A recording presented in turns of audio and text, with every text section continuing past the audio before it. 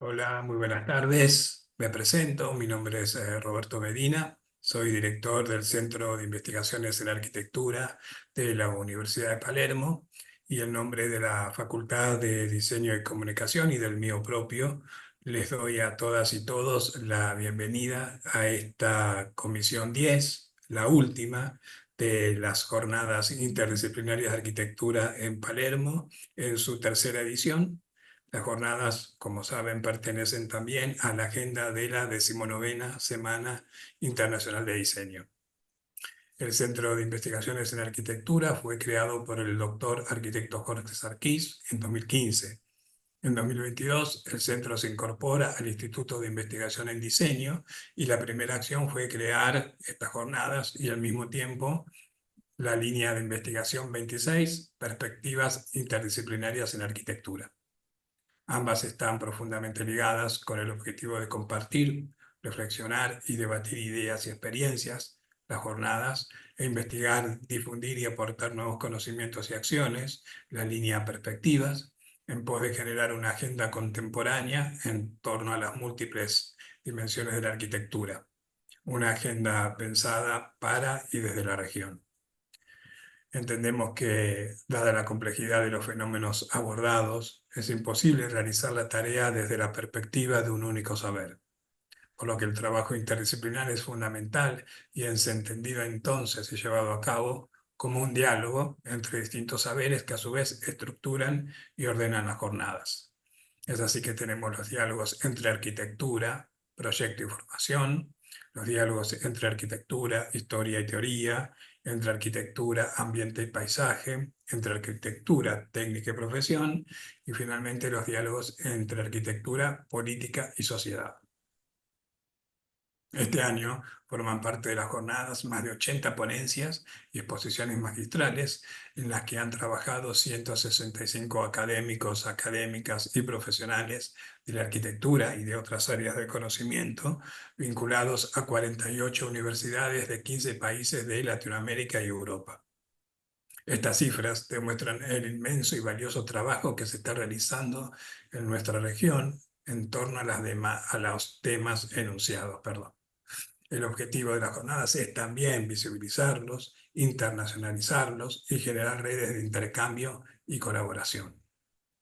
Las ponencias se organizaron en 10 comisiones desde el lunes pasado hasta hoy. Esta comisión, como les dije, es la última, siempre a las 14 y a las 16.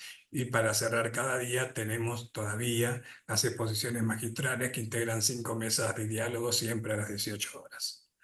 Como ya es habitual, estas terceras jornadas están vinculadas a un número especial del cuaderno del Centro de Estudios en Diseño y Comunicación sobre las temáticas que aquí estamos tratando, para el cual sigue abierto el llamado hasta el 16 de agosto para el envío de artículos y ensayos. Esta 10ª comisión es moderada por Julieta Mancuso, la coordinadora de la carrera de Arquitectura de la Universidad de Palermo, y está integrada por Laura Gallardo Frías y Paulina Román Manso de Chile, Modesto Eloy Graterol Rivas, Jaime Andrés Pavón Villamizar, Lilia Gutiérrez Bautista y Aura Rodríguez de Colombia, Octavio Montestruque Viso de Perú, Ira Nasser de Brasil, Camila Panero, María Victoria Gómez Hernández, Joaquín Nicolás Gómez Hernández de Argentina, Ángel Ramón Peña Villegas de Venezuela y Daniel Alfredo Valero Caballero y Avatar Flores de México. Así que el espacio entonces es de ustedes. Muchas gracias por estar aquí. Gracias, Robert, por la presentación. Bienvenidos y bienvenidas a todos los participantes y expositores de esta Comisión 10, que es la última donde vamos a presentar ponencias. En el chat les dejé el orden de presentaciones para que lo puedan ver y consultar. Cada expositor tiene 10 minutos en total para hacer su presentación. Le vamos a dejar un espacio al final para preguntas, comentarios, intervenciones generales de debate de los expositores. Los participantes pueden dejar sus preguntas a través del chat que está en la parte inferior de la pantalla. Ahora comenzamos con Laura Gallardo Frías de España y Paulina Román Manso de Chile, con la ponencia Museo, Ciudad, Visitantes, Metodología de Análisis del Acceso en 3 casos de París. Adelante, Laura y Paulina.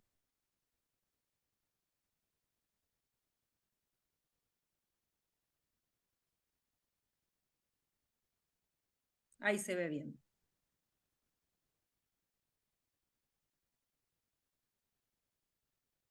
Laura, me parece que estás muteada.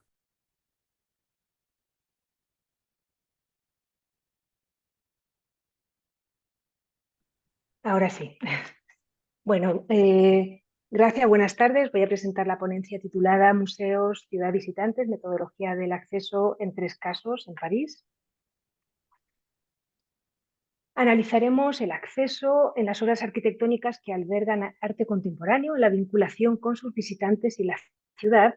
El acceso permite la conexión de 2 mundos, el interior y el exterior, y si bien es un elemento estático, es capaz de generar movimientos vinculados al entrar, atravesar o transportar. Se puede hablar de una suerte de ritual de paso, es decir, una ceremonia al pasar del mundo cotidiano a otro por descubrir y adentrarse en otra temporalidad. El acceso está vinculado con el umbral, que ofrece a todos la posibilidad de entrar o regresar, abre la conexión de un vaivén que se relaciona con conceptos como límite, frontera, pórtico, movimiento, quietud, entre otros. El umbral funde los espacios. Cruzar el umbral significa agregarse a un mundo nuevo. Es un acto importante. Llegamos a la selección de 6 elementos clave para el acceso, ordenados desde la afuera hacia el adentro. Son el entorno, la vinculación del museo con construcciones vecinas, la fachada, cómo es la edificación, la piel, qué elementos llaman la atención para invitar a entrar, el plano del suelo, las materialidades, texturas, colores asociados, cómo nos conduce este plano hacia la entrada, el plano del cielo, cómo es la parte superior que conforma el acceso, la entrada umbral, la revisión del tipo de puertas, altura, materialidad, etcétera, y el vestíbulo, cómo es el interior que puede o no asomarse hacia la afuera y cómo se establece esta relación. Se seleccionaron 3 obras arquitectónicas emblemáticas que cobijan arte contemporáneo en París, ordenadas por año de inauguración. Son el Pompidou, el 104 y la Fundación Louis Vuitton.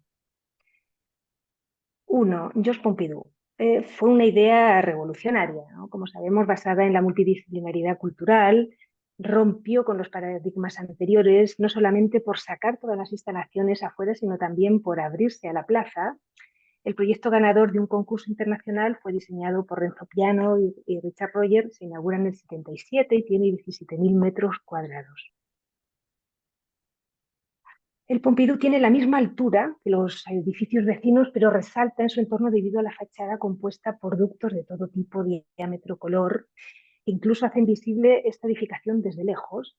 La fachada principal se compone de un gran plano vidriado, del que quedan a la vista la escalera mecánica inserta en un tubo transparente que le otorga un gran dinamismo, así como las distintas estructuras metálicas.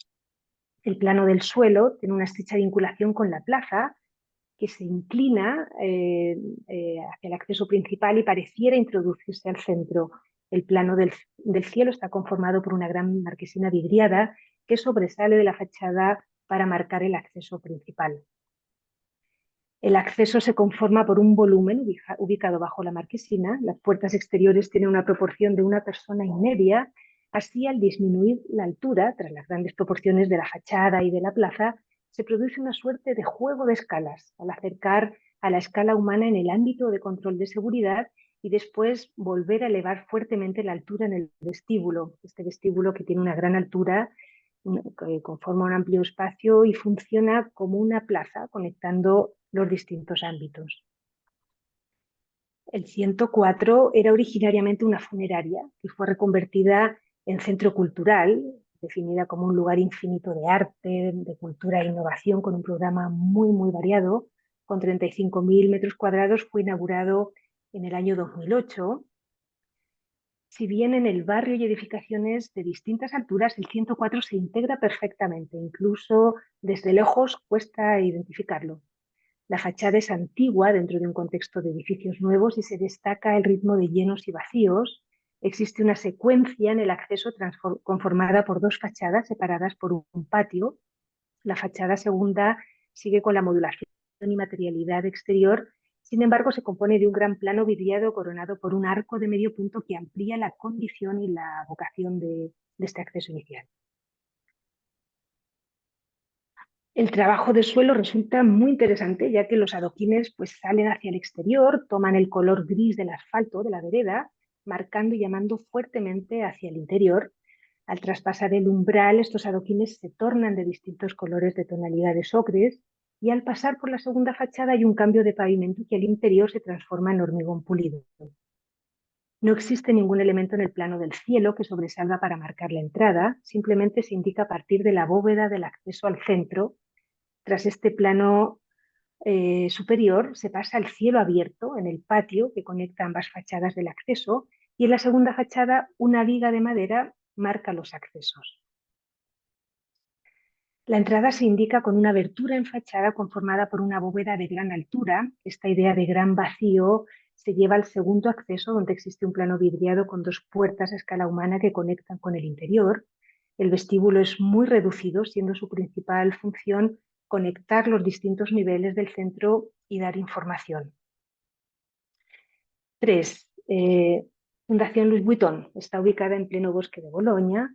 Es un proyecto de Frank Gehry diseñado para albergar colecciones permanentes y temporales de arte contemporáneo. También cuenta con programas de música, de distintas actividades, de una superficie de 11.000 metros cuadrados y se inaugura en el 2014. Resalta con respecto al bosque donde se inserta, sobre todo por su volumetría. La fachada es asombrosa, deslumbrante, no tanto por su altura como por los planos de vidrio curvos que la conforman, emergiendo como un hito distinto y llamativo. El plano del suelo de la vereda pasa del asfalto a convertirse en adoquines en todo el perímetro de la fachada principal, y el plano del cielo está conformado por una viga metálica curva que permite marcar sutilmente el acceso principal.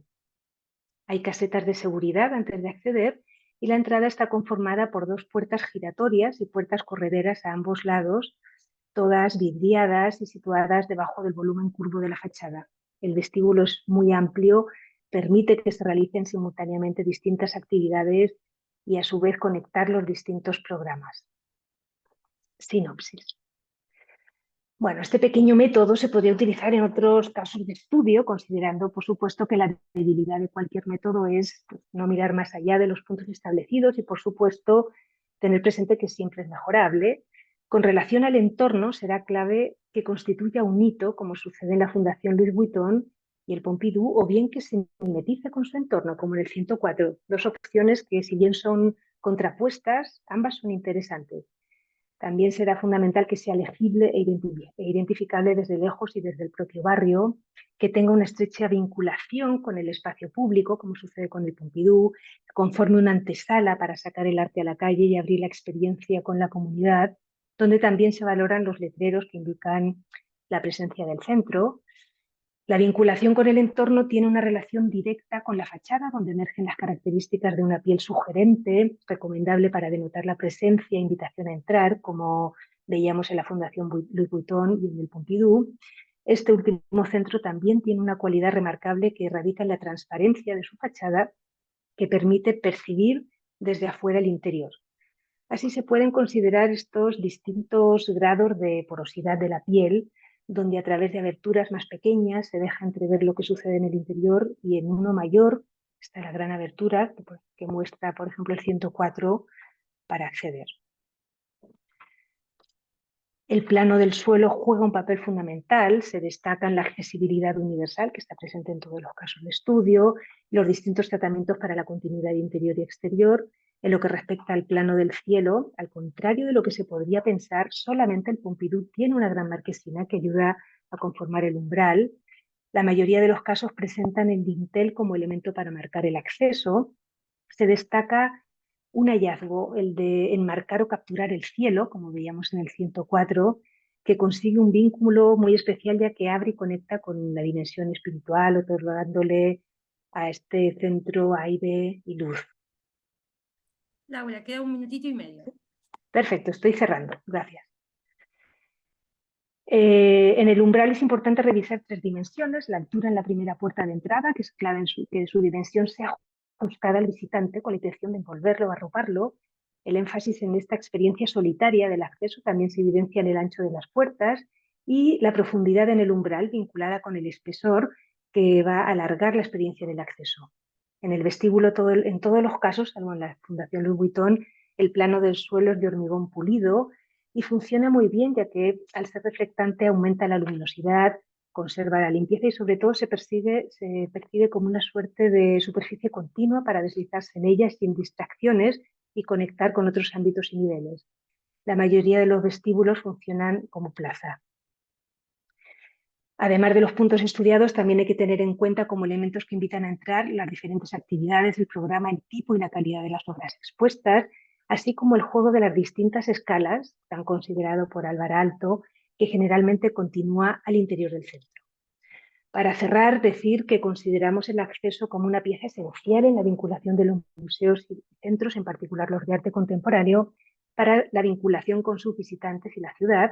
Los elementos que componen el acceso, entre otros, el entorno, la fachada, el plano del suelo y del cielo, la entrada y del vestíbulo, serán interesantes de analizar y de relacionar entre sí para que funcionen como un auténtico engranaje y logren fortalecer la relación interior-exterior.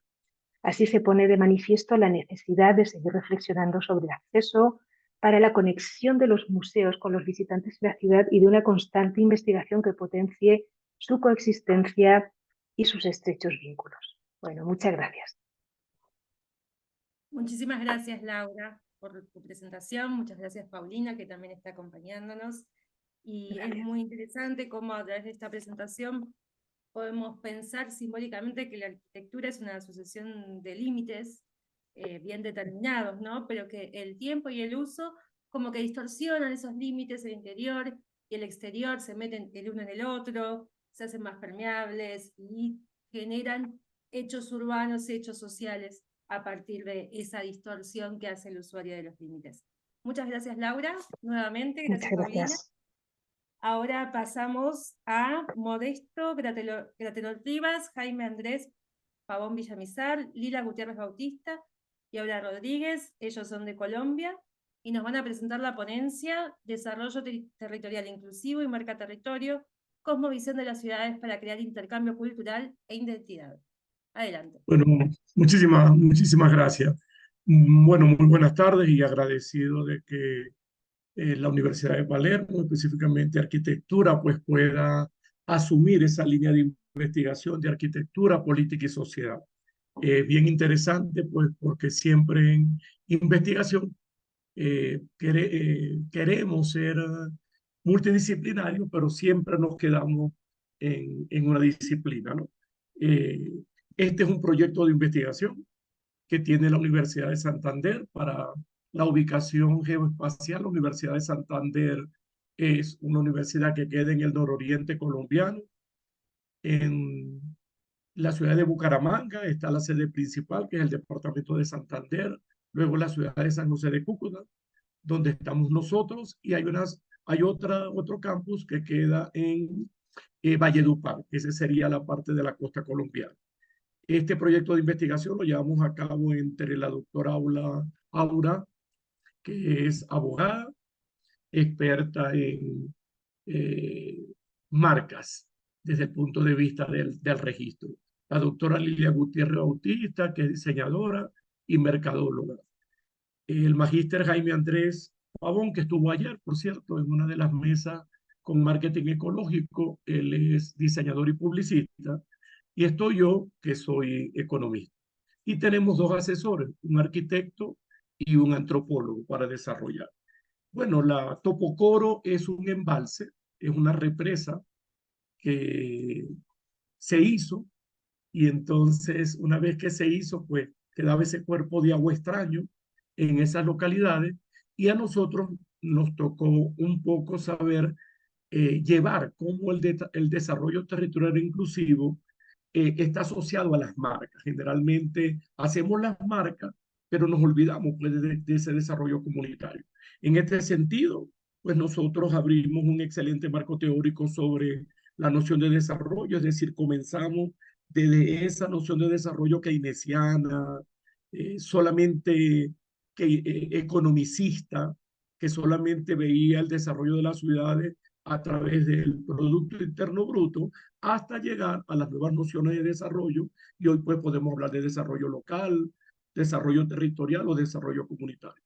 También para nosotros fue importante conceptualizar cómo nosotros los latinoamericanos vemos ese desarrollo. Recuérdense que hay un epistemicidio en alguna ciencia que nosotros hacemos, que nosotros creamos, pero que generalmente pues no es una ciencia dura que se repite y se repite, sino pues que seguimos repitiendo teorías eurocentristas que muchas veces no explican las realidades latinoamericanas.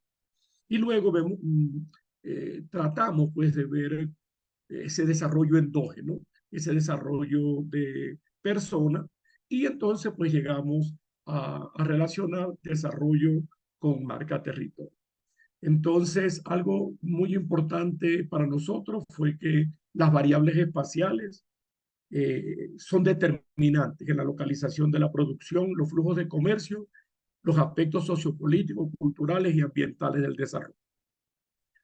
También fue importante para nosotros que América Latina, al igual que el resto del mundo, tiene una nueva lógica espacial que está permeando pues estos procesos económicos, políticos, antropológicos, ecológicos y sociales. Y las teorías del desarrollo, pues, desde el punto de vista eurocentrista, solamente se centraban en fenómenos económicos y solo a finales del siglo pasado y principios de este siglo es que América Latina comienza pues con esa demanda de teorías del desarrollo que fuesen más integrales, donde sean teorías del desarrollo, donde la economía pues tenga un rostro más humano y menos economicista. En esa noción de desarrollo y teorización sobre el desarrollo local, pues observamos este nuevo regionalismo que orienta esa percepción de lo local hacia sí misma como región y hacia el interior de cada uno de los territorios de los países. Hay un reconocimiento de potencialidades y capacidades que permiten formular estrategias entonces de relacionamiento con el mundo desde lo local. Entonces, por eso podemos hablar de internacionalizar el café, pues porque en el nororiente colombiano se cultiva café. También hay una resignificación, es decir, generalmente nosotros no podíamos hablar de desarrollo local ni de desarrollo comunitario. Hoy, pues, lo local emergió como necesidad frente a esa realidad recurrente de los países latinoamericanos, pues que todos sabemos que históricamente han estado fragmentados. Por tanto, pues nosotros asumimos acá a un teórico, a Telos, que define el desarrollo local como el proceso económico, social y político de un área geográfica específica dentro de las fronteras de un país, resultante del comportamiento, acciones, interacciones de los agentes económicos, políticos y sociales que residen en un área geográfica específica y tiene la finalidad de incrementar sostenida y sosteniblemente, y aquí está lo novedoso, el nivel y la calidad de vida de los habitantes. Es decir, hay desarrollo local si yo siento ese desarrollo, si mi familia siente ese desarrollo, mi pueblo, mi municipio, mi departamento siente ese desarrollo. Bueno, nosotros nos paseamos, como les decía, por desarrollar un hilo histórico de cómo el hombre ha pensado el desarrollo, pues pasamos por todas las teorías del desarrollo desde Keynes, pues que todos sabemos que fue el primero que nos decía que las economías podían crecer y decrecer, pasando por clásicos, neoclásicos, hasta llegar pues a lo más importante que era que nosotros en América Latina, sobre todo después de la Segunda Guerra Mundial, dos teóricos, que fue Prebisch y Singer, nos informaron a todos cómo crecer. Algunos nos decían que había que crecer hacia afuera, otros nos decían que había que crecer hacia adentro. Esa conceptualización del endeudamiento fue para nosotros, digamos, fatal, porque crecimos a expensas de la deuda y todos nosotros sabemos que la década de los 80 fue la década perdida de América Latina, pues nos endeudamos y no teníamos con qué pagar. Entonces, todo nuestro desarrollo estaba prácticamente comprometido con financiamiento externo. Entonces, Aquí salimos corriendo y trabajos como el de Romer, el de Lucas, el de Stigler, el de Orn, iniciaron pues las nuevas teorías del desarrollo moderno, ese desarrollo económico o enfoque institucional y las nuevas teorías de crecimiento endógeno. Aquí es con estas nuevas teorías de crecimiento endógeno es que nosotros podemos entonces conversar sobre desarrollo local, sobre desarrollo endógeno o desarrollo territorial o desarrollo comunitario. Esa fue la construcción entonces que nosotros hicimos, la construcción de la teoría que da cuenta sobre el desarrollo y entonces poder hacer la marca la hicimos, este trabajo es etnográfico, primero fenomenológico, ¿no? Porque fue un trabajo que esa área de influencia de Topocoro nos colocó la agenda y luego pues hicimos eh, talleres de acción-creación. Pues estamos en los relatos para hacer un trabajo quizá con Atlastiri o con Rabi para tener algunas redes semánticas, nubes de palabras y entonces poder tener esos aspectos mercadológicos, antropológicos, sociales, culturales y ecológicos para nosotros entonces poderle proponer a toda esta área de influencia de Topocoro una marca territorial. Bueno, muchísimas gracias. Yo terminé. Sí, y quedo atento a las preguntas al final. Muchas gracias, Modesto, por tu presentación. Lo que destaco de lo que has comentado es la importancia del trabajo interdisciplinario, ya sea para economistas, para arquitectos, sociólogos, la importancia de entender que hay creación de valor en todas las disciplinas y que todo ello influye en lo territorial y en la vida de las personas, y que desde la arquitectura lo que pensamos es mejorar el hábitat, y no solamente es a través del diseño, del espacio, de la forma, sino también de mejorar el resto de las condiciones y pensarnos como una entidad cultural y social particular, independiente de lo que son los países del primer mundo. Muchas gracias, Modesto, nuevamente. Ahora continuamos con Octavio Montetrusque Viso, de Perú, que nos va a hablar de la invención del desierto, lectura retroactiva de la arquitectura peruana. Adelante, tenés tus 10 minutos, Octavio.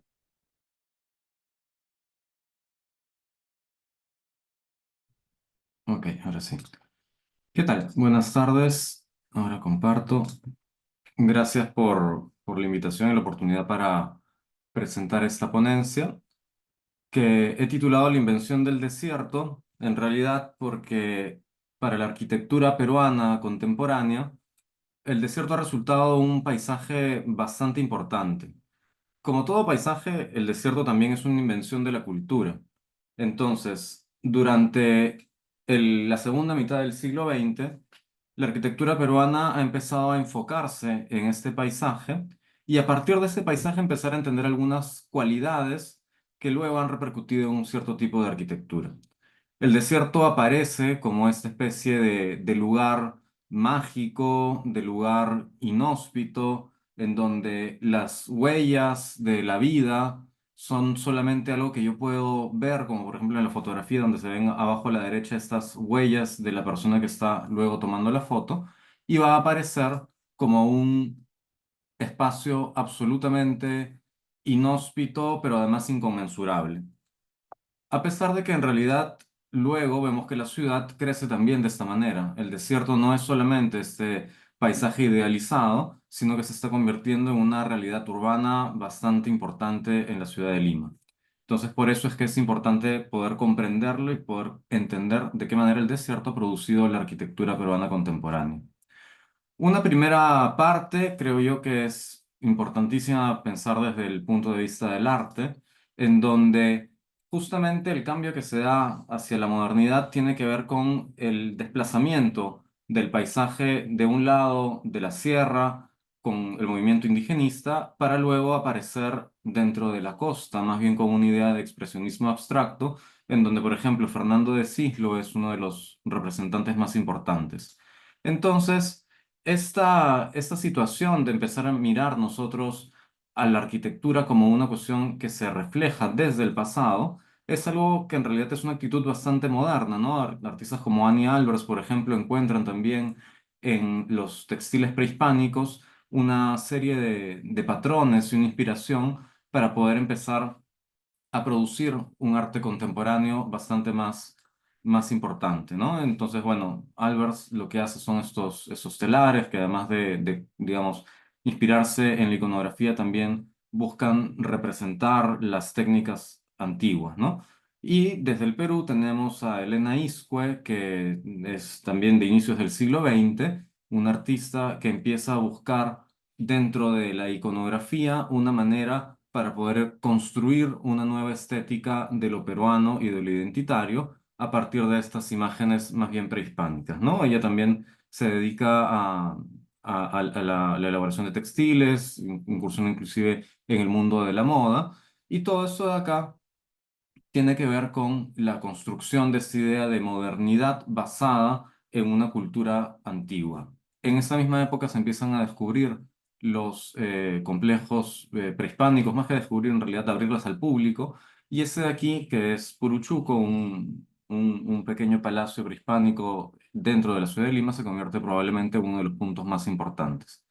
Y desde estas influencias empieza a aparecer una arquitectura que no es necesariamente que busque ser específicamente prehispánica, pero que empieza a mantener ciertos códigos y ciertas formas de hacer, como en el caso del Museo de Ancón de Guillermo Málaga, que nos hacen pensar y nos recuerdan esa manera de construir dentro de una modernidad arraigada en el pasado prehispánico.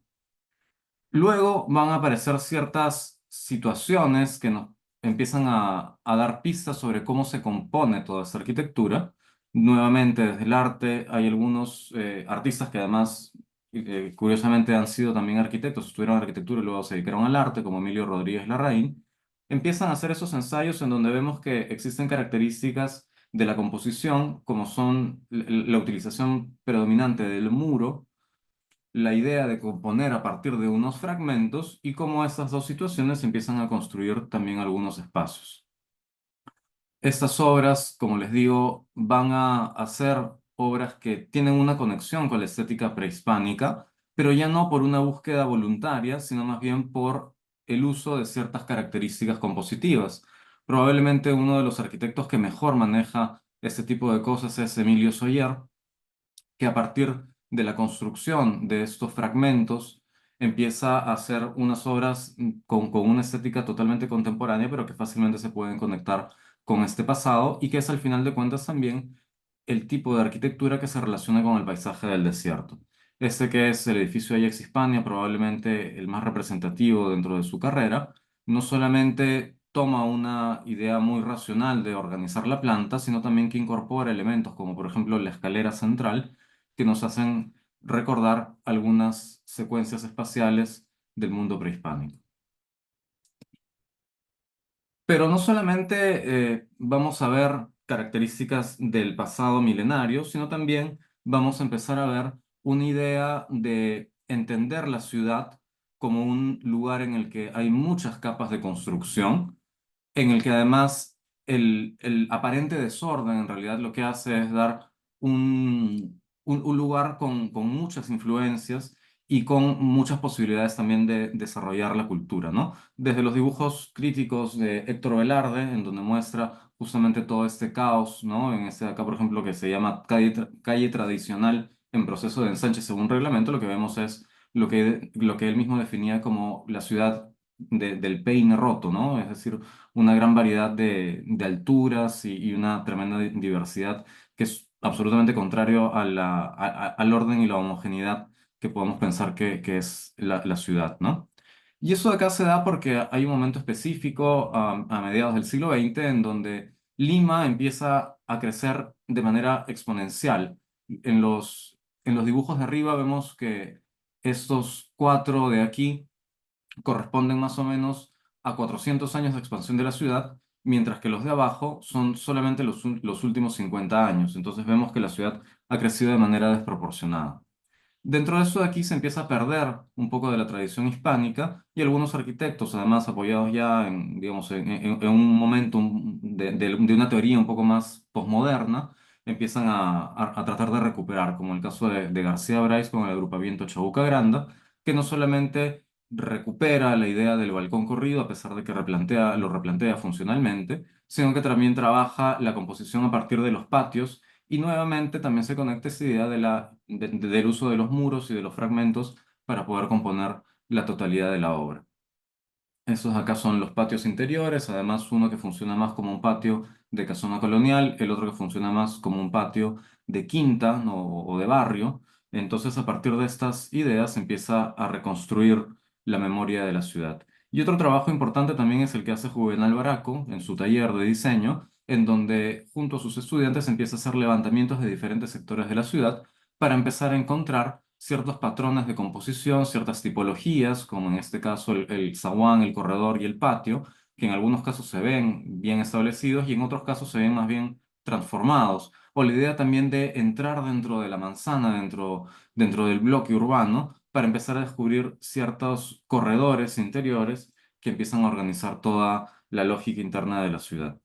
Esta idea la aplica en un edificio muy importante para su carrera, que es la Escuela de Oficiales de la Fuerza Aérea del Perú, en donde el conjunto no solamente nos hace pensar nuevamente en esa estética de lo macizo y de lo hermético, sino que también las piezas empiezan a tomar sentido a partir de ciertas conexiones un poco escondidas, que él va a ir dando algunas claves, como por ejemplo a través de las texturas de la plaza, revestimientos del lugar, pero sobre todo va a retomar esta idea urbana del edificio como un pedazo de ciudad en donde aparecen corredores, donde aparecen secuencias espaciales, etcétera, etcétera, para luego darnos esta idea de sorpresa en el gran espacio monumental. Y finalmente, una de las cuestiones que me parecen más importantes de este tipo de arquitectura y lo que busca la investigación también es dar una mirada un poco más crítica a la propia producción de la modernidad y creo yo que tiene que ver con esta idea del lugar, de la construcción del lugar, ¿no? Nuevamente, los levantamientos que hace Juvenal Baraco en su taller son importantes porque empiezan a descubrir estas tipologías, estos lugares, estos espacios que son muy específicos de la cultura peruana y que además están, no solamente han sido poco estudiados, sino que también están de alguna manera escondidos y que él, a partir de este estudio, puede replantear, como en este caso que es la Casa Getzi, probablemente una de las obras más conocidas de él, que tuvo en su momento mucha fama en Latinoamérica, retoma esta idea de la tipología de la construcción en la costa. Es decir, el lugar hermético de las habitaciones y esta especie de estructura de madera que podría hasta parecer precaria en donde se desarrollan las actividades sociales, ¿no? Ok, Emilio Soller va a hacer lo mismo con algunas casas, algunas intervenciones en donde el material representa una de las cuestiones más importantes y donde lo que se busca en la construcción del espacio es justamente esta construcción de las características del lugar. Lo mismo José García Brais con estos espacios intermedios en la entrada de sus casas. Y finalmente, también este edificio que me parece muy importante, en donde la tensión entre los volúmenes es justamente el espacio en el que se va a encontrar el lugar del desierto peruano y el lugar de la arquitectura peruana de esta época. Paso rápido esta última parte, ya me estoy quedando sin tiempo. Y toda esta construcción, digamos, de la cultura tiene que ver con algunas claves que se pueden leer ahora en la arquitectura contemporánea, como por ejemplo la idea de lo tectónico o de lo macizo, o esta condición monomatérica, apoyada probablemente en una influencia de la arquitectura moderna con raíz prehispánica, la idea del muro como elemento principal de la composición y de la construcción, la idea de componer a partir de fragmentos que luego se van a tener que unir a través de la experiencia del movimiento. Y finalmente, creo yo, la característica más interesante de la posibilidad de construir en este desierto es justamente la disolución del borde, la no neta separación entre lo interior y exterior, sino este continuum que se genera a partir de los umbrales, de estos espacios un poco más indefinidos. Con eso termino. Gracias. muchas gracias, Octavio, por tu participación. muy interesante para conocer un poco de la arquitectura peruana de los últimos 20 años y cómo la historia siempre encuentra lugar para expresarse a través del diseño y de las construcciones y a través de reinterpretaciones que hacen estos arquitectos con un gran afán curioso e investigador. Ahora vamos a pasar a Ira Nasser, que va a presentar Cabaret se incendia, la invasión del Congreso Nacional Brasileño. Ira, ¿estás por acá? Hola, bueno, sí Hola. estoy. Buenas tardes. Voy a compartir pantalla. ¿Me escuchan bien? ¿Me Sí, sinalizan? sí. Sí, listo. Voy a compartir. Dale. Te recuerdo que tenés Ahí 10 se minutos. ve. ¿Se ven? Ahí. A ver, ¿no? Ahora. Ahora ando. Bien, falta que lo pongas en pantalla completa. Sí, listo. Bueno, voy a hacer una breve presentación. Soy Ira, soy de Brasil, soy pesquisadora, estudiante, artista. Bueno, lo que preparé para hoy es la ponencia que se llama Pega Fogo, Prende Fuego Cabaret, la invasión del Congreso Nacional Brasileño. Bueno, este trabajo tiene que ver con los derechos a la memoria y también con la invasión del Congreso Nacional Brasileño ocurrido el 8 de enero. Bueno, yo para empezar comencé con un poema muy interesante que dice sobre el olvido, que es que el olvido está tan lleno de memoria que a veces los recuerdos no caben los rencores, que tirarlos por la borda. Al fondo, el olvido es un gran simulacro que nadie sabe ni puede, aunque quiera esquecer, olvidar un gran simulacro llenos de fantasmas de estos peregrinos que peregrinan por el olvido como si fuera el camino de Santiago de Compostela. Es muy interesante si analizarnos desde el punto de vista semiótico. Bueno, acá yo puse algunas imágenes que tiene para tener una dimensión que es la explanada de los ministerios, la sede de los primos poderes de Brasil, ejecutivo, legislativo y judiciario, que también es tumbar por el patrimonio histórico. Acá en una vista más general. Bueno, acá tenemos algunas imágenes de la invasión, que la verdad este fue el estopín de los resultados políticos que se delineaban en 2022 y culminó en 2023 en la invasión y la quema del Congreso Nacional por bolsonaristas.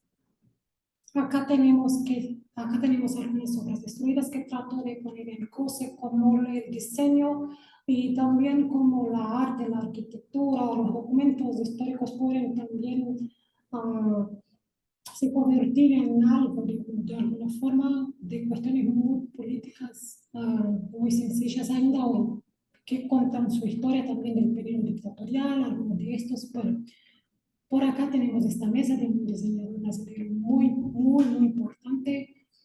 Tenemos también la quema del archivo de la Constitución original, algunas obras irrecuperables, la escultura de la artista Marta Menuhin, que es también una ceremonia muy importante. Bueno, tenemos de todos los materiales, de todas las manifestaciones artísticas, digamos. Bueno, fue una gran pena para el patrimonio histórico de Brasil, arquitectónico también, y además para la política y la democracia. Bueno, termino bueno, para completar el poema de Benedetti, que se encierra en el día en que la noche, cuando se rompe el olvido, revoltar a pedazos o crujir los recuerdos atroces y los de asombro. Romperá las cerraduras de fuego, arrastará a verdade pelo mundo e que na verdade não há esquecimento. Mário Benedetti. Bueno, acá traté de algunas consideraciones, no voy a puntuar, no voy a leer todas, pero son 4 ejes que traté de poner en curso, que es justamente lo que se pasa entre Argentina y Brasil, con lo que dice respecto a su misión de los perpetradores de la dictadura, los torturadores.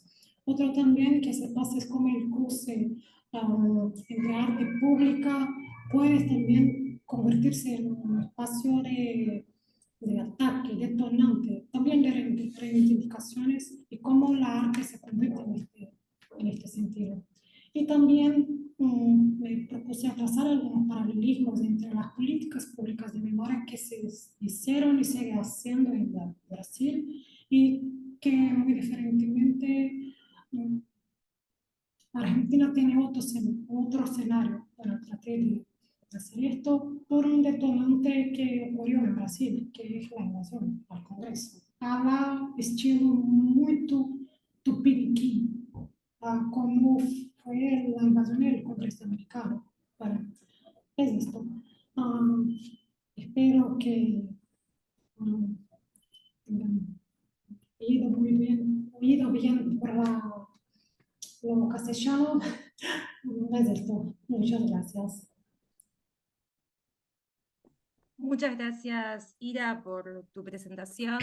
El ejercicio de la memoria es muy importante, sobre todo cuando hay intervenciones que intentan reescribir el pasado y hacernos olvidar aquello que hemos vivido y hemos padecido como sociedades latinoamericanas.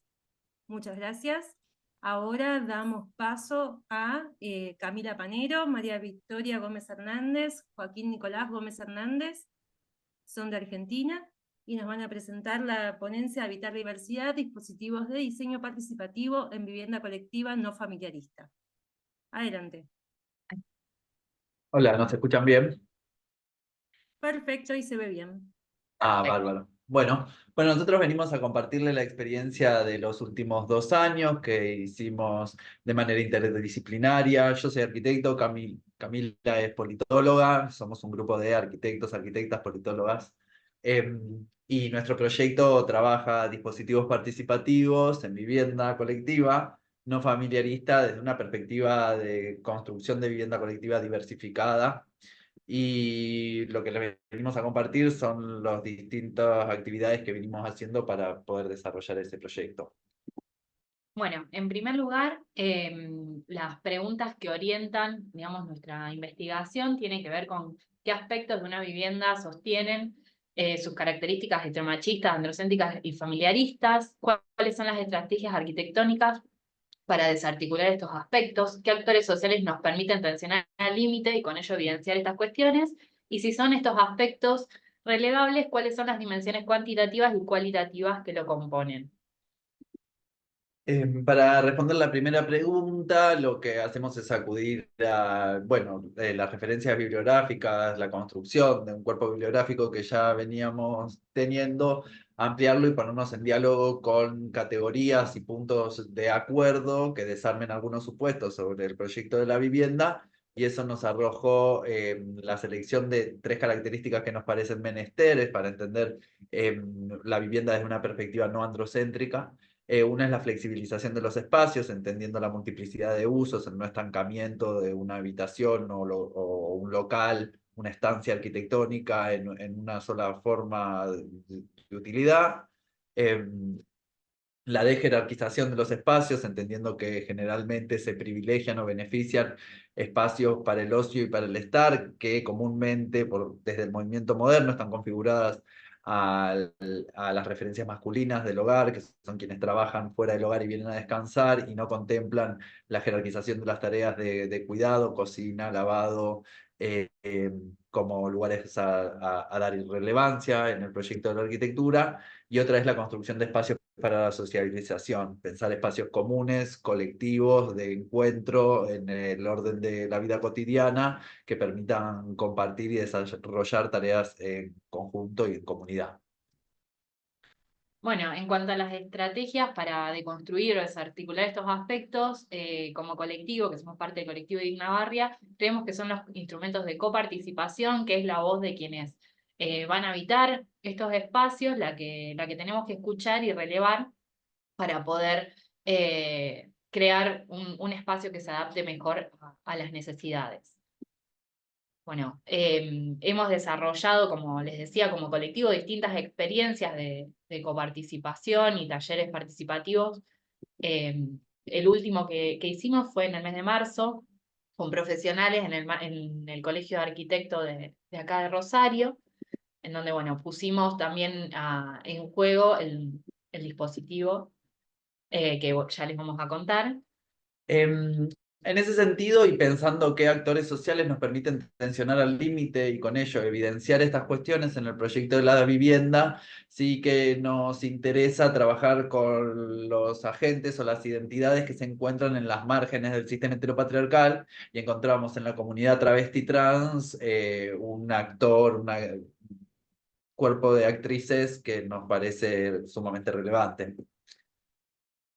Bueno, la última pregunta, que es si estos aspectos son relevables y cuáles son las dimensiones cuantitativas y cualitativas que lo componen. La verdad es que estamos en eso. Y para llegar a dar respuesta a esta pregunta, establecimos 4 momentos, que una es la revisión bibliográfica y el prototipado de un instrumento participativo, que es lo que vinimos haciendo. Un segundo momento de retroalimentación interdisciplinaria, que es este taller que les comentábamos que desarrollamos en el mes de marzo. En tercer lugar, la implementación del instrumento con el colectivo de investigación, que es el próximo paso que vamos a dar. Y por último, la sistematización y el análisis crítico de los datos. En ese sentido, y ante la revisión bibliográfica y el prototipado del instrumento participativo, en estas 3 dimensiones que les contábamos antes, identificábamos 2 grandes categorías que nos interesaba trabajar para las dinámicas y las mecánicas del dispositivo participativo. Uno de esos grupos es las superficies y las dimensiones, que aparecen de manera alegórica o figurativas en un tablero. Y lo otro son las tecnologías o los equipamientos de un espacio que caracterizan el uso del mismo y que pensamos caracterizar a través de las fichas. Bueno, pensamos que lo más intuitivo, digamos, para poder relevar estos aspectos es un dispositivo participativo que sea como un juego, por eso la idea de las 2 categorías de tablero y ficha, y al cruzarlo con las 3 dimensiones que le planteábamos antes, representamos la jerarquización de los espacios en el tamaño de las circunferencias. Nuestros tableros son círculos de distintos tamaños. La flexibilización en las conexiones y adyacencias deseadas y obligatorias. Y la sociabilización, estos círculos, como se ve en la imagen, están divididos en porciones. Cada porción representa un espacio y cada circunferencia una habitación. Y en cuanto a las fichas, la jerarquización la representamos a través de superficies. Cada ficha tiene ya una cantidad de metros cuadrados asignados. La flexibilización en la posibilidad de superponer estas fichas. Y la sociabilización en la colectivización. Se pueden intercambiar fichas, por ejemplo, como se ve en la imagen, 3 lavarropas por comodines y darle a estos comodines, bueno, el uso que el participante desee o la participante. Bueno, este es una especulación de un resultado de una vivienda, podría decirse, de un diagrama proyectual que propone un programa especulativo de distribución. Bueno, estas son reglas que no nos va a dar el tiempo para desarrollarlas por completo. A partir de esto, nosotros, este es nuestro primer humilde prototipo, que lo llevamos a Arquisur, dispusimos ahí y luego avanzamos a este otro, que es el que en marzo pusimos a disposición de pares disciplinares, tanto politólogas, antropólogos, trabajadores sociales, arquitectas, diseñadores. De alguna manera nosotros llegamos con este dispositivo entendiendo que había algunas cuestiones que nos despertaban más interrogantes que certezas, pero que desde el espíritu coparticipativo que representa nuestro proyecto de investigación nos parecía más relevante llevarlo así y encontrar respuestas de manera colectiva. Bueno, este es un video de algunas de las pruebas que estuvimos haciendo del dispositivo. Bueno. Se salió. Bueno. No sé qué sigue. A ver. Ahí está. Acá. Bueno, En estas jornadas, como les comentábamos, lo que buscábamos era hacer una deconstrucción de paradigmas disciplinares. Fuimos con un primer encuentro más teóricos a través de dinámicas lúdicas para llegar a esta revisión de pares, planteándole las reglas del dispositivo participativo. Y bueno, lo que decía Joaquín, participaron profesionales de distintas disciplinas, todas vinculadas al hábitat. Bueno, Sí, de alguna manera eso nos devolvió, nos arrojó las devoluciones que estamos trabajando ahora en un reperfilamiento de algunas cuestiones del dispositivo, tanto en la jerarquización, que nos dimos cuenta que algunas cuestiones de esto de las dimensiones del círculo no funcionaban tan bien, entonces estamos creando nuevas reglas y una instancia con otras fichas que permiten jerarquizar o relevar. Lo descubrimos a partir de otras actividades participativas que estuvimos desarrollando ahí, con las experiencias propias de la casa de cada uno, cada una, y la puesta en valor de sus espacios, los colores, también identificamos que quizás más que lo que nosotros especulábamos que iba a suceder con ellos, eran como perjudiciales para la prefiguración de algunas cosas. Bueno, estamos en esa instancia de reordenar eso. Bueno, como les decíamos, la próxima instancia es la implementación del instrumento con el colectivo de investigación. Bueno, estamos trabajando para que esto ocurra. Y por último, bueno, la última etapa, que es la sistematización y el análisis crítico de estos datos que surjan a partir de la implementación del dispositivo y de los distintos diagramas. Que de alguna manera, claro, eso, este juego, el dispositivo que deviene juego, de alguna manera sus componentes las pensamos como para hacer una interpretación de ellas en clave diagramática. Y sí que lo que nos proponemos es pensar cómo esos diagramas y la articulación de datos cualitativos y cuantitativos pueden volverse parte de este tipo de procesamiento de Grasshopper, es esto, ¿no? De diseño generativo a partir de la construcción de datos que, puestos algorítmicamente, nos permitan crear distribuciones óptimas de máximo aprovechamiento tanto de las orientaciones como de la superficie del territorio al que vayamos a someterlo, y etcétera. Ese es nuestro horizonte, digamos. Bien. Muchas gracias. Muchas gracias, Camila, Joaquín. Espectacular su investigación. Gracias por compartirla en este estado. Ojalá el resto de los participantes puedan aportar a esta construcción, que ya de por sí es una construcción colectiva de conocimiento, de formas de habitar y de comprender y hacer visible aquello que es bastante invisible, porque, tal como plantean ustedes, la construcción del hábitat es androcéntrica y necesitamos dar lugar y visibilizar las diversidades y las identidades que componen la sociedad, porque son, por más que sean minorías, son tan importantes como las personas sin género. Muchas gracias.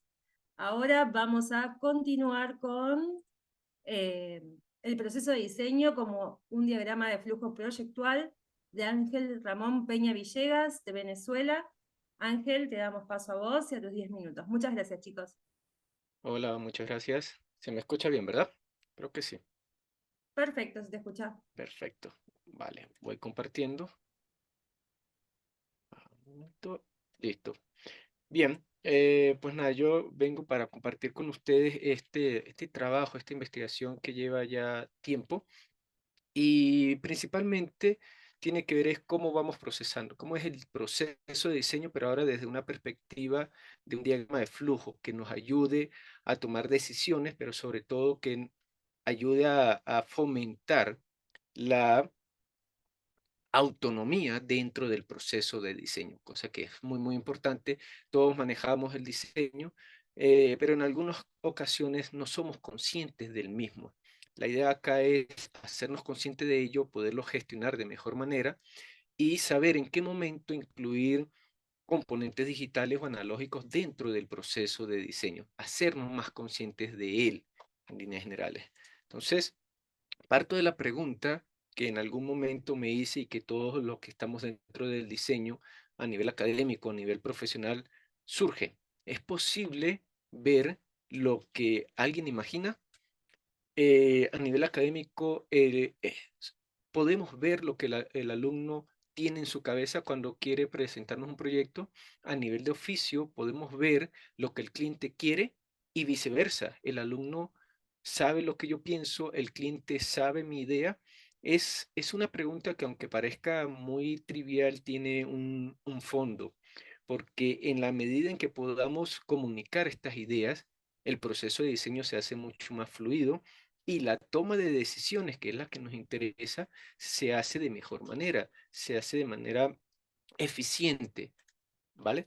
Para esto necesitamos entonces saber y concientizar de que hay dos maneras, o varias, mejor dicho, de abordar el proceso de diseño, que en esencia, en el fondo, es un proceso decisorio, un proceso de toma de decisión. Entonces podemos irnos por el camino de lo mecánico, lo rígido, cuando tenemos un problema, una idea, surge una idea y luego queremos traducirla en una solución. Es muy lineal este proceso y es muy común verlo en el ámbito académico, porque surge una idea y automáticamente se quiere que esa idea se materialice, se haga planos.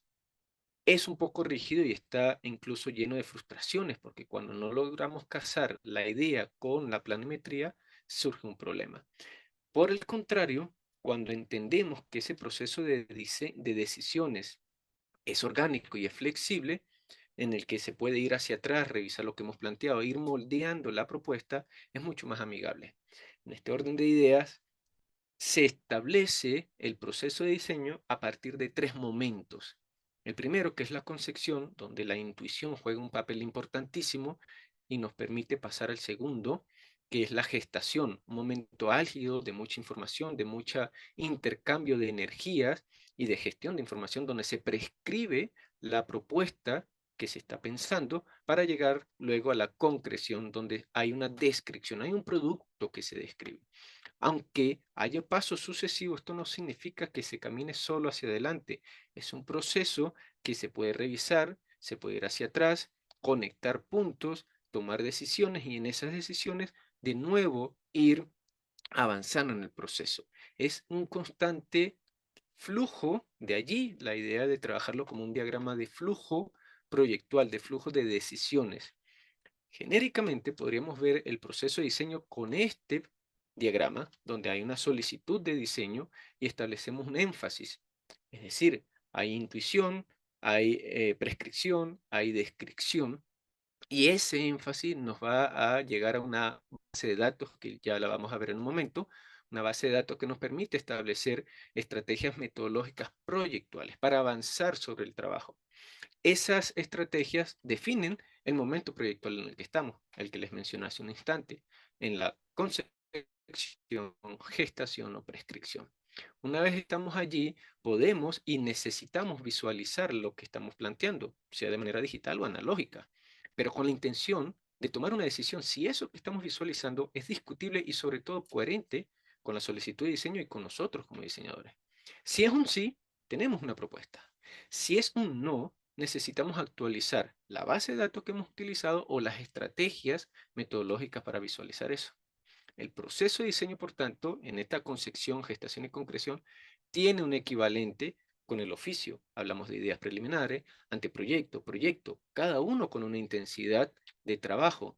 Esos momentos se pueden diagramar, establecer en un diagrama de flujo que nos permita observar, examinar y gestionar la toma de decisiones proyectuales que tenemos entre manos. Entonces, para cada momento tenemos un diagrama, pero la esencia de esos diagramas es la misma que acabamos de comentar. Hay una solicitud, un acceso a una base de datos que luego diagramamos, bien, un diagrama intuitivo donde tenemos esa información y damos un discurso que es el sustento de dicha propuesta. La concebimos, hay una imagen mental, utilizamos, ya que esa imagen mental no la puedo ver, que era la pregunta inicial, utilizamos herramientas complementarias para gestionarla, en este caso la inteligencia artificial. El discurso que he planteado es mi prompt para esa inteligencia artificial, para que me genere una imagen que voy a someter a juicio. Esa pregunta que decíamos hace un rato, ¿es coherente? ¿Ayuda con la intuición? ¿Es debatible? ¿Es cuestionable? Si es un sí, vamos avanzando al segundo proceso, al segundo momento, donde se repite con más información, seguramente con más variables, la misma dinámica. Y avanzamos a la concreción en el mismo esquema de trabajo donde hay una imagen, hay un acceso a información, hay un cuestionamiento, hay unas estrategias para visualizarlo y luego la ratificación a través de la pregunta importante. ¿Es coherente con lo que vengo haciendo? De modo tal que eso me permita avanzar sobre el proceso de diseño. Y tenemos esta estrategia, el diagrama y el discurso prescriptivo como estrategias metodológicas para ver el proyecto. El proyecto de diseño, el proceso de diseño, perdón, es un proceso que tiene dentro de sí mismo el diagrama y el discurso. Es como ver el color verde. El proceso de diseño lo entendemos, ¿sí? Y no estoy discriminando si hay un diagrama o no. Sé que están allí. Es ver el verde sin necesidad de ver el amarillo y el azul. El proceso de diseño tiene eso y no hay dos iguales. Mi proceso es distinto al otro. Lo que genera los matices en ese proceso de diseño es la información que yo le suministro. Esa base de datos que mencionaba hace un instante. Esa base de datos está compuesta, entre otras cosas, y es lo que la investigación ha propuesto, un menú diagramático que tiene que ver con la herencia vitruviana, con el espacio-tiempo, con las relaciones paralógicas, que es lo de Piaget para construir el espacio, y todo en conceptos muy genéricos, muy abstractos, pero que pueden ser materializados según la personalidad, según el matiz del individuo creativo. También tenemos el catálogo histórico, que es extraer de la historia los conceptos fundamentales, no quedarnos con la estética, sino los conceptos base que también me sirven de insumo y que yo personalizo. Y la biblioteca artefacto que representa mi propia historia profesional, mis búsquedas, donde puedo identificar en N cantidad de elementos o de referencias las esencias que se vinculan con los otros conceptos. Eso va permitiendo que yo personalice mi proceso de diseño. Lo puedo hacer tan amplio, tan pequeño, le dé mi matiz, le dé mi esencia para luego llevarlo a la propuesta. Y eso quería comentar con ustedes y mostrarles una experiencia académica que se dio recién, acaba de terminar, donde el diagrama, este diagrama de flujo que les comentaba, donde hay una serie de decisiones, ya se internalizó. Y el estudiante pudo cumplir las 3 etapas, los 3 momentos del diseño: intuición, gestación y prescripción, con los diagramas, ¿sí?, que se pueden ver en la primera diapositiva, en la primera panel, que arroja una imagen artificial, por inteligencia artificial, perdón, que permite ser una imagen guía para debatir, con el cual podemos saber si los conceptos se corresponden, si hay cierta coherencia y continuar avanzando el proceso de diseño que se actualizará con nuevas variables que iremos viendo en correspondencia, en coherencia con dicha imagen, que es apenas un faro. No es definitiva, es un faro que me permite seguir avanzando. Esto además permite que el estudiante sea autónomo en su proceso de diseño, se involucre, porque él puede cotejar la imagen que tiene, el avance que tiene su proyecto con los conceptos que ha ido desarrollando, no con una estética, sino con los conceptos. Y eso permite entonces construir conocimiento sin develar una forma, pero que la idea sea visualizada y comunicada, debatida. Y eso nos lleva a la última pregunta, a la última diapositiva para cerrar. Pregunto, ¿podemos ver lo que se imagina? No, definitivamente no. Pero ahora podemos comunicarnos y el proceso de diseño, la investigación proyectual y el pensamiento proyectual está allí presente. Muchas gracias. Muchas gracias, Ángel. Gracias por tu presentación. Es un punto de inicio para un debate que es muy actual en la educación y en todos los ámbitos, y el diseño, no solo arquitectónico, sino todos los diseños, cómo se incorporan estos flujos para tomar decisiones y en pos de la eficiencia, que es lo que hoy nos está llamando en esta época. Bueno, muchas gracias. Ahora damos paso a la última ponencia. Daniel Alfredo Valero Caballero y Avatar Flores Gutiérrez de México, que van a presentar percepciones de una figura social colectivamente construida en la arquitectura. Daniel, puedes comenzar. Sí, muchas gracias. Voy a compartir pantalla. Dale.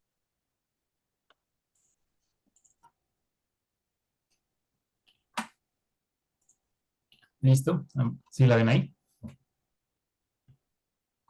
Sí, se ve. Ahí está perfecto. Súper, muy bien. Bueno, pues el tema de la investigación, como ya ahorita mencionaron, es percepciones de una figura social colectivamente construida en la arquitectura. Y bueno, la investigación parte respecto a la maestría en arquitectura de la Universidad Autónoma de Querétaro.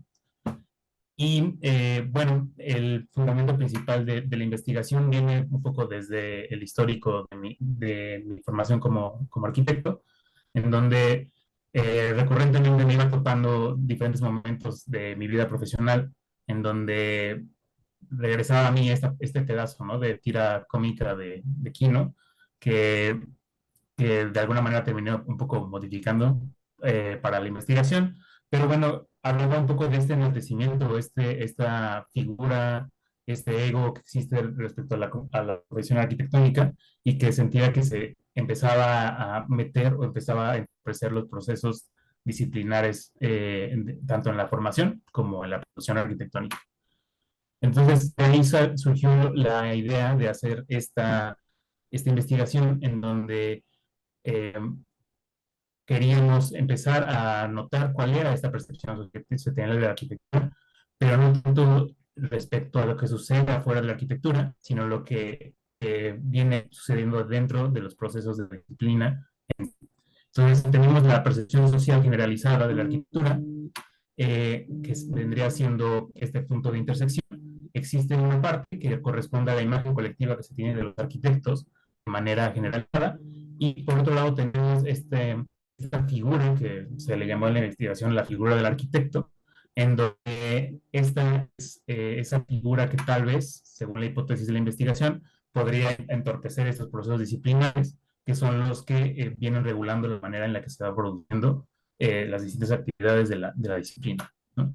Entonces, a partir de ahí se empezó a hacer un desglose de lo que sería el manejo del conocimiento de las personas que empiezan a estudiar arquitectura, en donde empieza el individuo aspirante con una cierta imagen, una cierta percepción de lo que es la arquitectura, de lo que se trata de ser una persona que la practica, y a partir de los procesos formativos se va profundizando en diferentes ideas a partir del conocimiento académico, ¿no?, que se va dando con la relación de maestros, profesores, otros alumnos de la carrera, y que continuamente siguen modificando esta idea para después pasar a esta nueva idea concreta de una imagen distinta a través de los procesos productivos, ya en la práctica, interviniendo con otras oficinas, con otros profesionistas, con los clientes, con proveedores, con muchas personas que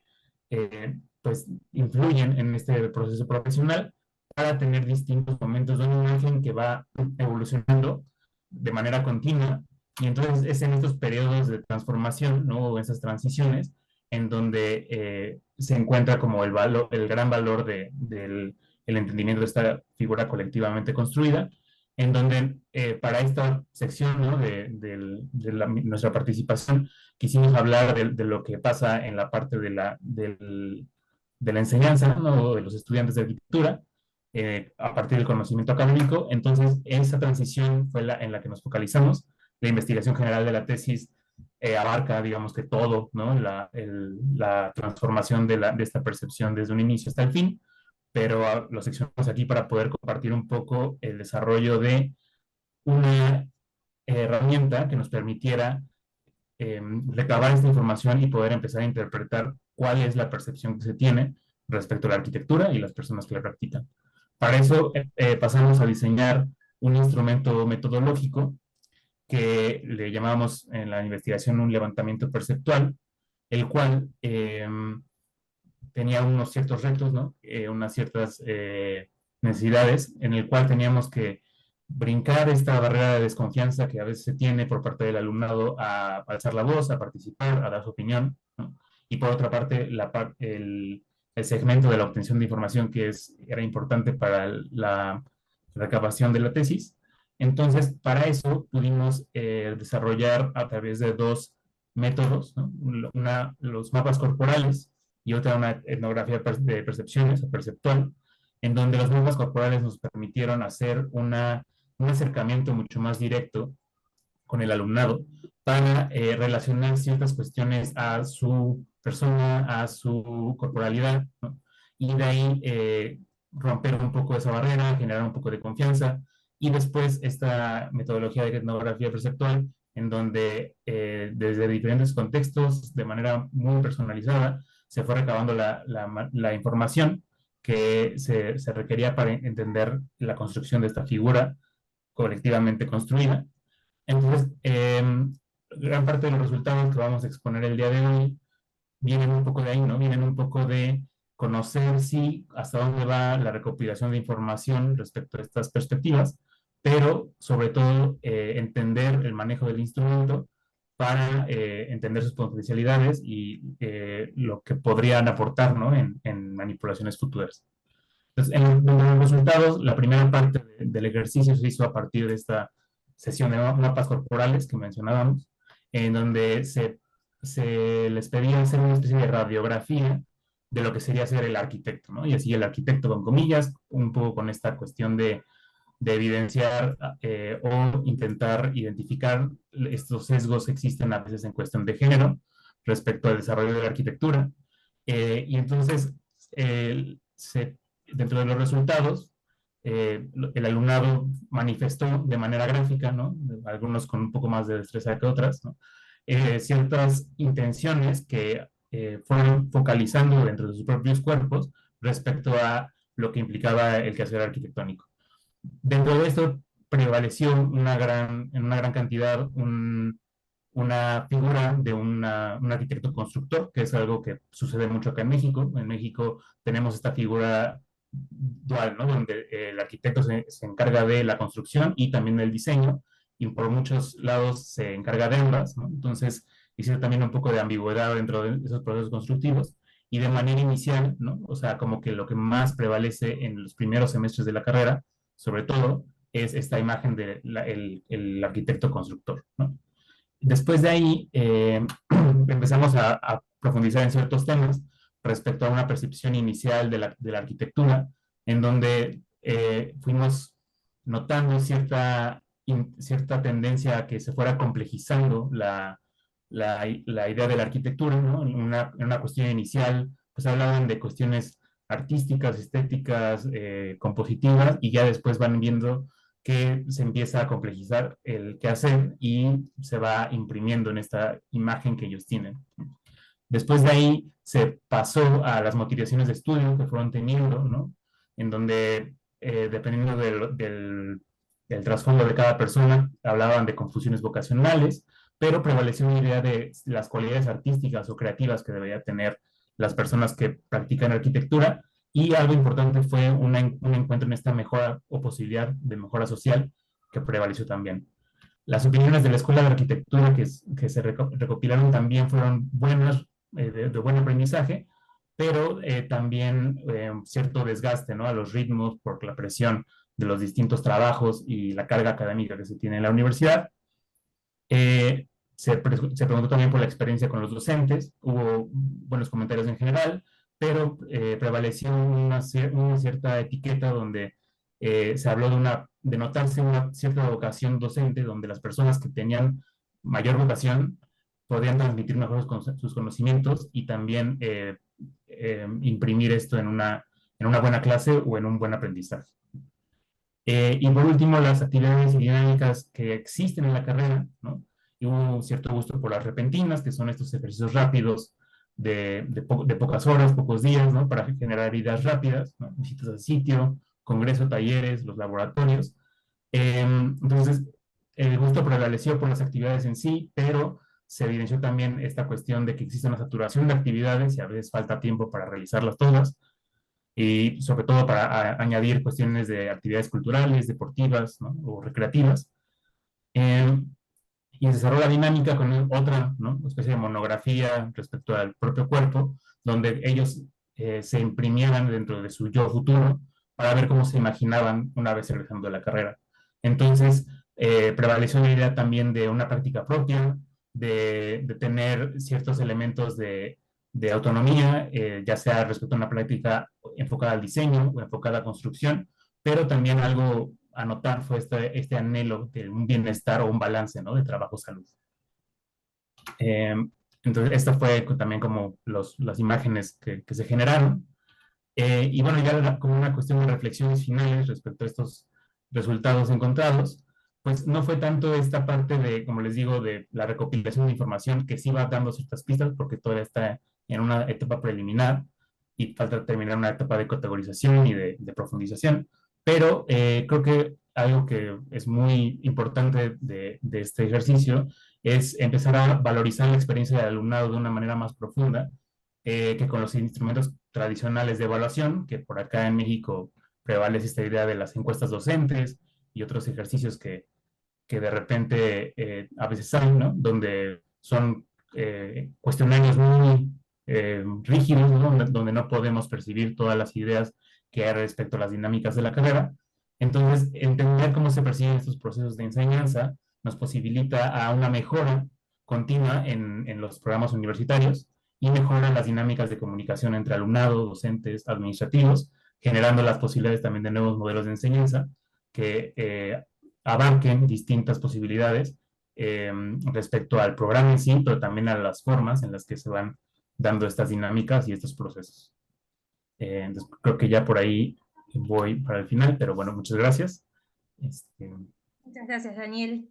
Gracias por tu presentación. Como coordinadora de la carrera, creo que es un insumo súper interesante, porque pienso que vos que las encuestas docentes son muy rígidas y son una visión muy limitada, y a veces también desde la conducción de las carreras tendríamos que trabajar un poco en construir esa percepción del arquitecto en los estudiantes al momento de iniciar la carrera, que no es un constructor, no es solo un diseñador, no es solo esto, sino que puede ser múltiples variantes de salida laboral.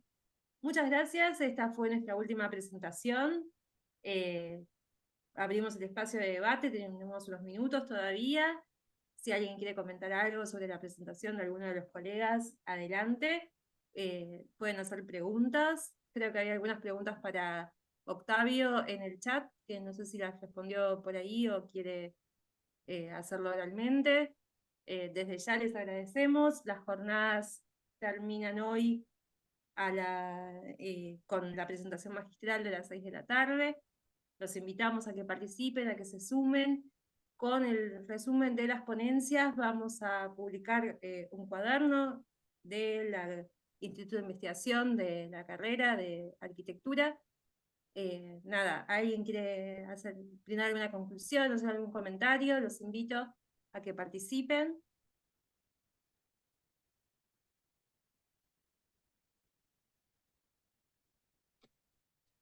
Bueno, cerramos acá entonces. Muchas gracias a todos los expositores. Gracias, gracias, gracias. Los esperamos nuevamente el año que viene.